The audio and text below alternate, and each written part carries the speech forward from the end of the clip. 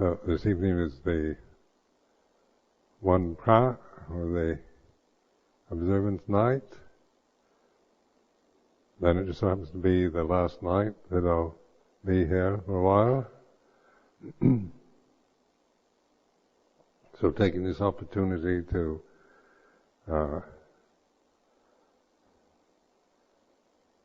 say goodbye. I'll be going to India for about 6 months. We're leaving tomorrow. Venerable Sumedho and I are leaving tomorrow morning and flying to Bombay. And from there we'll head south to Kerala, where I've never been to southern India. So this year has been, the sabbatical year has been very enjoyable, having been released from responsibilities and duties, having all the time in the world.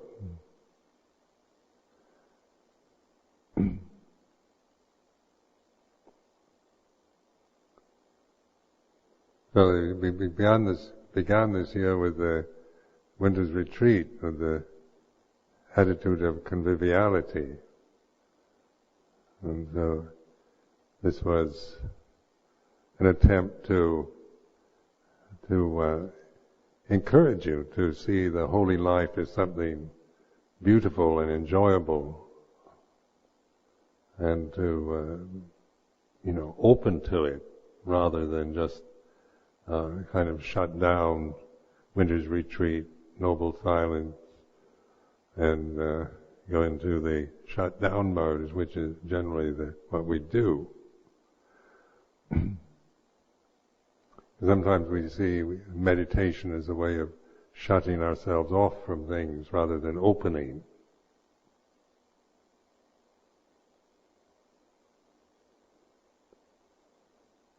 Remember, whatever we say, whatever is said, is limited. When we say shut down or open, these are only words that convey some meaning to you in whatever way you grasp them.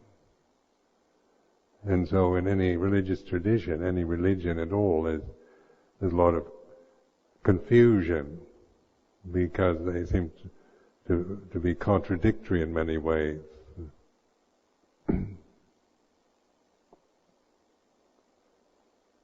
So one moment they'll say, shut down, close your eyes, and concentrate your mind on your breath, and that they open up with metta for all sentient beings. So I just point out the limitation of language, words, and conventions. When we grasp these conventions, then we tend to bind ourselves to a particular view, and we might be even encouraged to do so by teachers or by how we interpret scripture and so forth. So just to bring back that awareness, the awareness, this is the center of the universe, this conscious moment right now. This is the open awareness that includes, when you see yourself in personal terms as somebody who needs to get something or get rid of something, then of course you limit yourself to that, to being somebody who has to get something that they don't have yet, or get rid of something they have that they shouldn't have.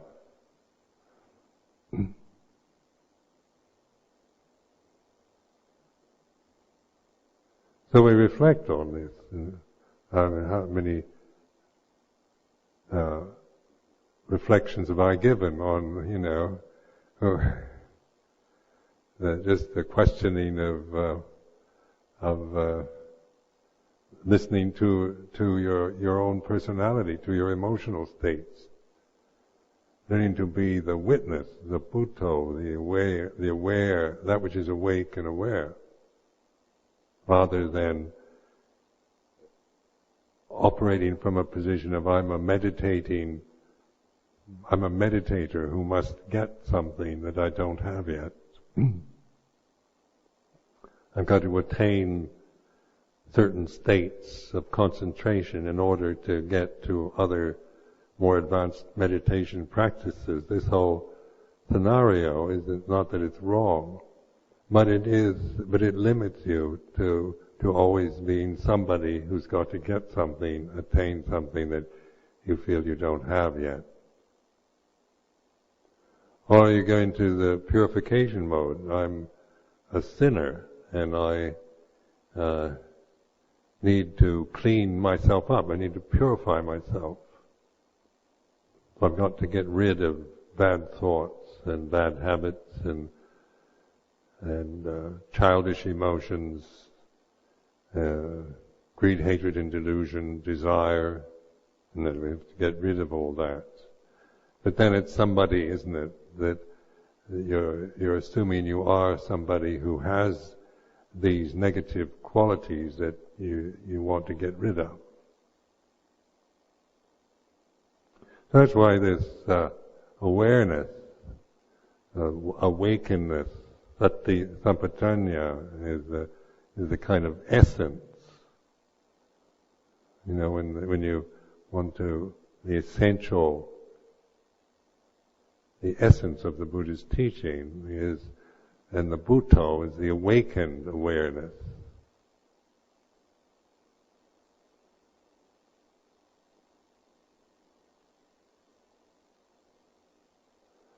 Moving towards simplicity rather than complexity.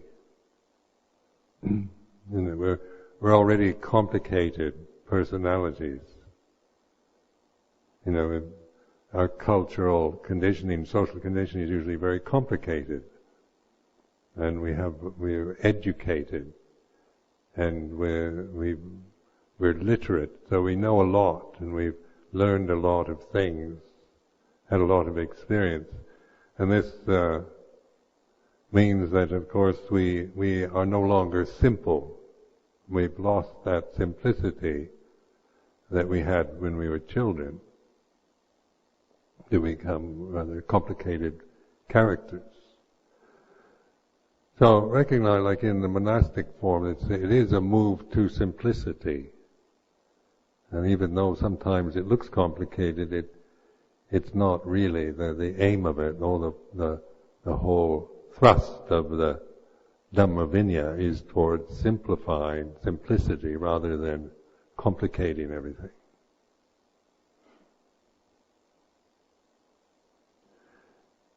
Then when the simplicity is wake up, you know, Buddha. Buddha means awake. So it's as simple as that. The profound teaching of the moment is wake up.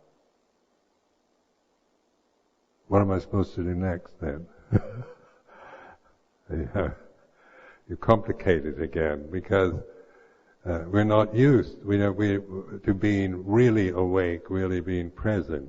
And we're used to thinking about things, analyzing, trying to get something, trying to get rid of something, achieving and attaining.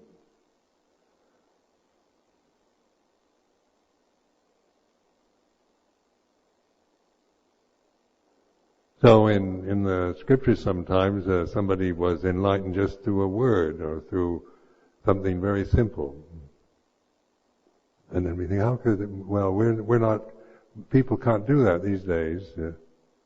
How do you know? How do you know why do you always think in terms of people in the past must have been somehow have more barami or more ability to awaken, to be fully liberated? Because we see ourselves through these complicated memories, perceptions. Just look at how complicated you are as a personality.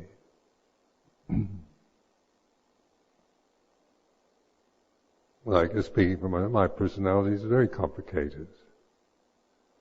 Likes and dislikes, and it feels happy and sad, and it's so changeable. It can change just a snap of a finger. Somebody can, my emotions can be triggered off into anger just suddenly by somebody saying something. When the conditions arise, then anger, and then the anger arises, or happiness, or elation. But through all that, with the sati sampajanya, what are we doing? We're learning to sustain an awareness that transcends these emotions. And if we couldn't do this, then there'd be no hope. There'd be no point in even trying, would there?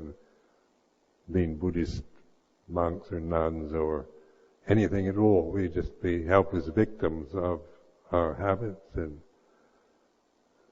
there'd be no possible way out of it. The way out of it is awakenness, attention.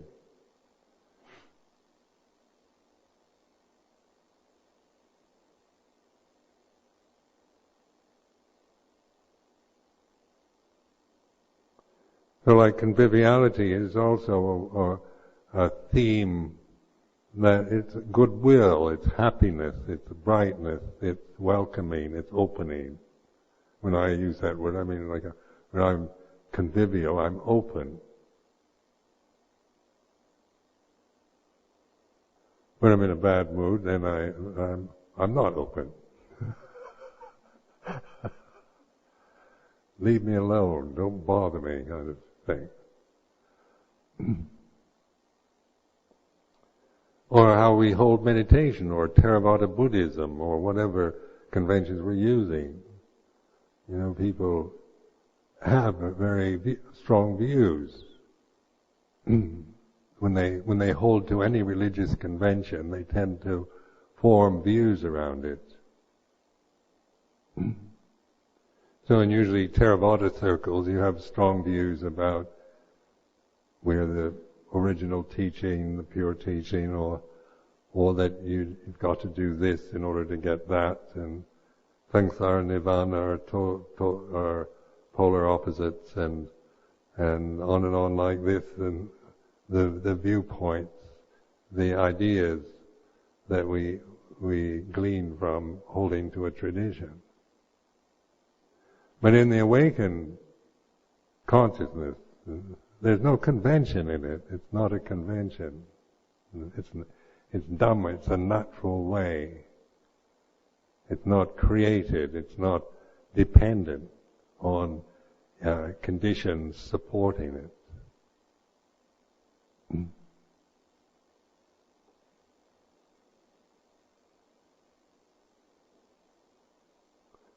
So now, as you can see in Britain with the new Archbishop of Canterbury, all the problems of views and opinions that people have around what's going to happen to the Church of England. Because people have, the evangelicals or the others, or those leaning towards more liberal views and those with very conservative orthodox views, they endlessly clash. All you can do is be at loggerheads with each other on that level. Because if you've already, holding to a view, then you're bound, you're limited by that very thing that you're grasping. So in awakened awareness, there's no grasping. It's a simple, immanent act of being here and attentive. Patient. Takes patience and trust. And learning to trust that in yourself. No one can, nobody can make you do it or magically kind of do it for you. So this the sense of trusting this moment. So in my my own practice, I realized that because I'm of a skeptical mind, I'm a questioner, a doubter, a skeptic by nature. I'm not a faith. I don't believe easily. I tend to disbelieve or suspect. I'm suspicious of things. So when with this kind of condition that I have to live with, it's pretty unpleasant, because you're always, you'd love to believe in something and just kind of rest in a belief that you're fully committed to. But the advantage of the skeptical approach is that, I think it's probably more, it seems, it's a real challenge. It's quite interesting. And to be able to use that is learning to trust, not in any view or opinion or doctrine, but in the simple ability that each one of you is quite capable to practice with, is awareness. Now, awareness includes concentration. When you do concentration practices, you put your attention on something and you shut out everything else. So like samatha practices, you're choosing an object and then you sustain and hold your attention on the object. With awareness, you're opening. It's broad. It's like a floodlight, wide open, and so it includes everything. And whatever, everything belongs. Good mental state, bad mental state, pain, pleasure, anxiety, greed, hatred, and delusion, desire, space, consciousness, the physical body, emotional habits, right or wrong, good and bad, it all belongs.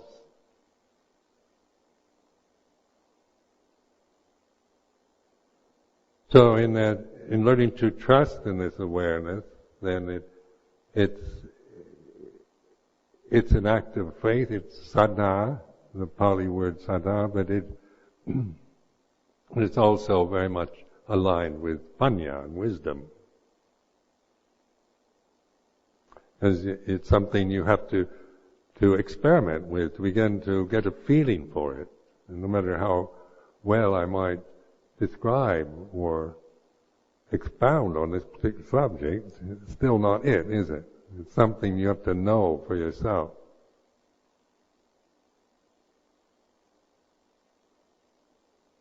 So like doubt, of course, is one of the main problems.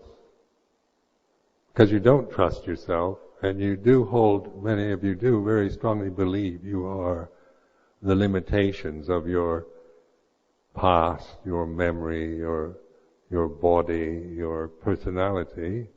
You're thoroughly convinced of that, then you can't trust that. I can't trust my personality. It'll say anything. My emotions, can't trust them. They flicker around and change. Depending on whether the sun's out or it's raining or everything's going well, everything's falling apart, and emotions then, react accordingly. But then what I trust is this awareness, awakenness.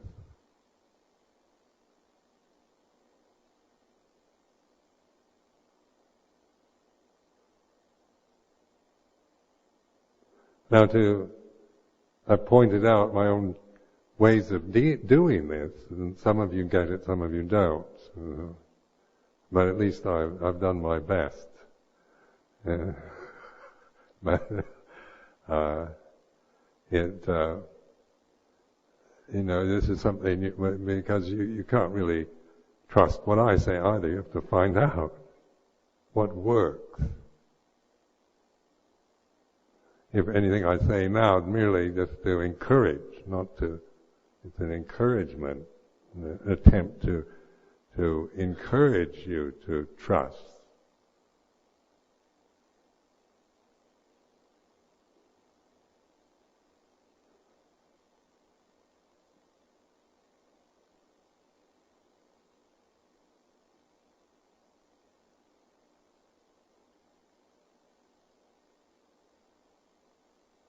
So when you think of awareness that includes everything, to me that it's a very simple, it's nothing complicated. It's just totally natural. It's like the mind stops and you just kind of hear and open, receptive. Or even if your mind, if your thoughts or you're tense or uptight or whatever mental state, physical state you're in, you open to that by accepting it, allowing even tension or pain or despair, whatever you're experiencing, you're allowing it. You're not trying to get rid of it. And if you conceive this openness as kind of a happy state, I'm just blissed out with open attention, and that then you're conceiving it as some kind of pleasant state that maybe you aren't feeling at all right now. But so it's not even pleasant. It can be, one can be in the pits of hell and misery and still open to it. By allowing even these states to be what they are. And this I found a challenge, because there's so many mental states, emotional states that I have that I don't like at all. And I've spent my life trying to get rid of them. You develop habits very quickly, from childhood, any kind of mental state that doesn't seem right or seems bad or unpleasant. You want to get rid of it. Distract yourself, distract my attention or do anything to get away from it. So, in one's life, you develop ways of doing that. Any kind of despair or unhappiness or depressing feelings or fears, there's so many ways of distracting the mind that you aren't doing it even consciously. It becomes habitual.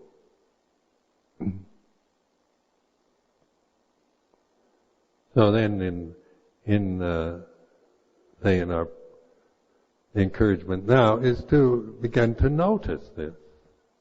Even the way one distracts oneself is you're opening to the way it is, not to the way you think it should be or the way you think it is. So it's a state of not really knowing anything in particular.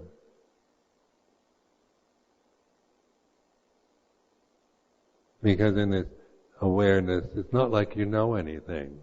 You're allowing things to be what they are, so you're not. You don't have to perceive them with words or thoughts or analyze them the way it is.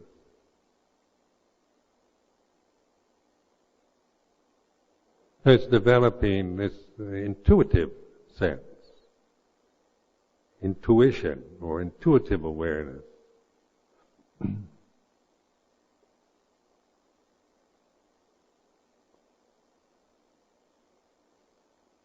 And then the encouragement to trust it.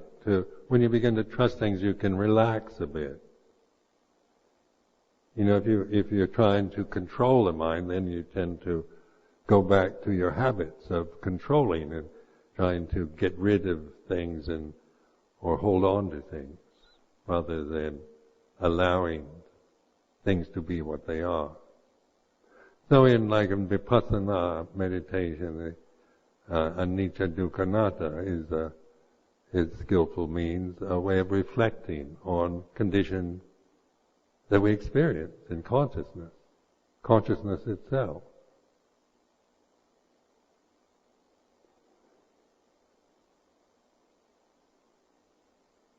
So we're taking our refuge in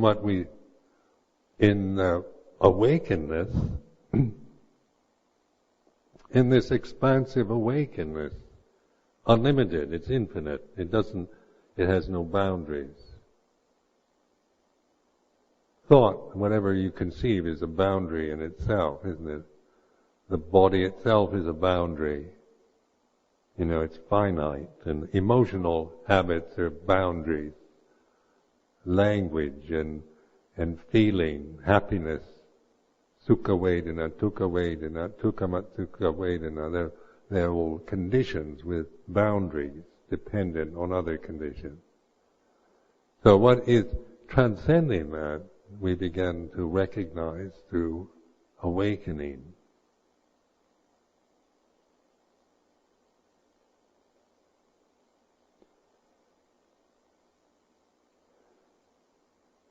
So even if what I'm saying sounds like rubbish to you, be aware of that, Open to the fact that you don't like what I'm saying. It's like this. It's not that you have to like it, but it's starting from the way it is, rather than that you should actually figure out what I'm trying to say. See?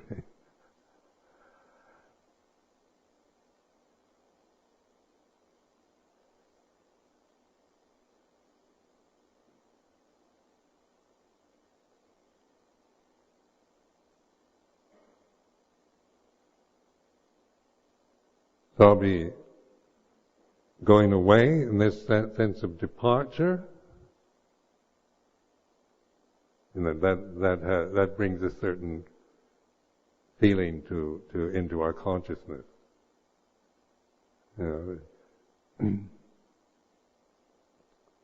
Luang Por's going away for 6 months. Maybe he'll never come back. Maybe he'll wander off like a sadhu in India, off into the Himalayas. And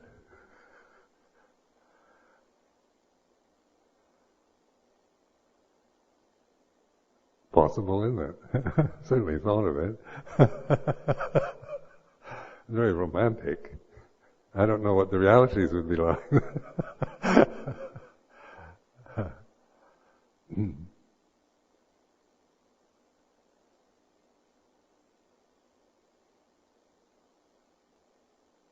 But these are, even before I'm gone, you can, I'm sitting right here in front of you, this sense of going away has a certain effect on consciousness. What is it, Just get an openness to how those words affect you at this time, even while I'm sitting here.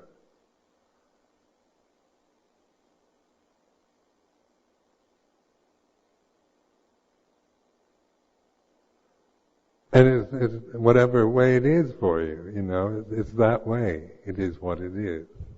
Separation, the idea of separation is like this.